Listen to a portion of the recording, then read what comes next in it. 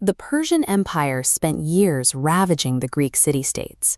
When their armies marched through, they left a trail of shattered temples, and a generation of Greeks raised with a singular, burning desire for revenge against King Darius. In a small town in Macedonia, Alexander was born into a generation defined by hostility. His mother, Olympias, actively mythologized him as the physical offspring of a Greek god, but his father, King Philip II, took a much more practical approach. He knew that divine lineage wouldn't block a Persian spear. He wanted his heir prepared for the physical realities of war and leadership.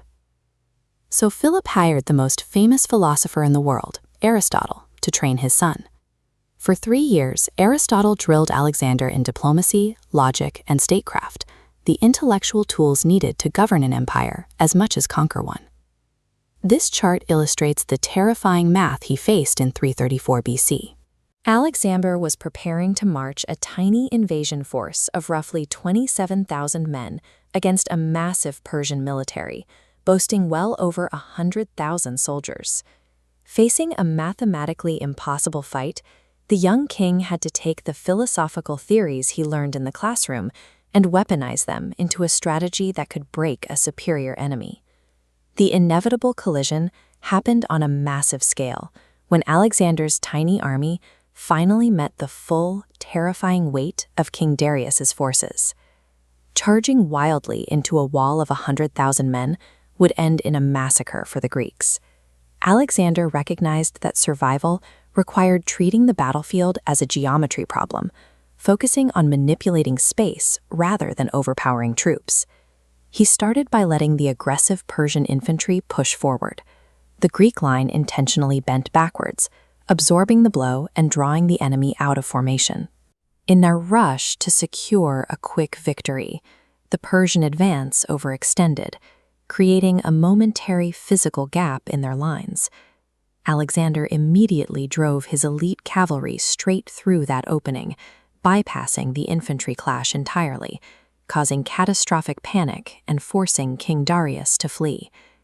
He dismantled a sprawling army by engineering a situation that shattered their psychological resolve, using perfect timing and spatial awareness. When an ancient army defeated an empire, standard practice dictated looting and burning the enemy capital. Alexander took a different route. Relying on Aristotle's lessons, he actively absorbed Persian culture. He kept local governors in power, adopted their customs, and even married Darius's daughter to solidify a diplomatic bond. He understood a stark political reality. Holding territories through military intimidation requires constant, exhausting violence. Distributing wealth and integrating the conquered population creates stability that a sword cannot force. Yet securing the Persian Empire didn't satisfy his drive. His focus shifted to the immense wealth of the Indian subcontinent, forcing his exhausted soldiers to march through the brutal, freezing switchbacks of the Khyber Pass. On the muddy banks of the Jhelum River, they collided with King Porus. Unlike previous rulers who surrendered, Porus fought a grueling, drawn-out campaign that pushed Alexander's tactical abilities and his men's endurance to their breaking point. After finally securing the win, Alexander was deeply impressed by his rival's resilience. He allowed Porus to keep his throne and even expanded his territory. But this extreme generosity toward an enemy finally broke the patience of his own Greek commanders, who began actively plotting mutiny.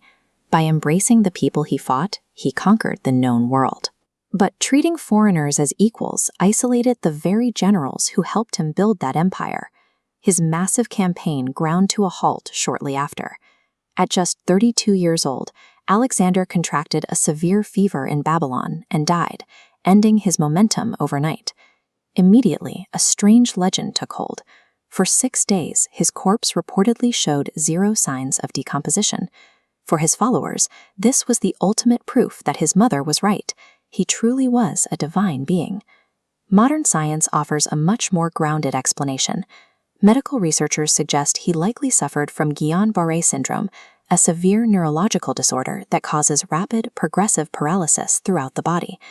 Because the paralysis severely restricted his breathing, his body required very little oxygen. Ancient physicians checking for deep breaths couldn't detect his shallow respiration and declared him dead while he was, terrifyingly, still alive in a deep coma. While his physical body succumbed, his strategies ensured a longer lifespan for his ideas. By forcing Greek and Eastern societies to mix, he triggered the Hellenistic period and laid the geographic foundations for the Silk Road, leaving massive cultural footprints across dozens of cities that still bear his name. Alexander conquered his generation because he recognized the limits of brute force. He proved that an army can take a city, but it takes a carefully engineered intellect to fuse opposing cultures together.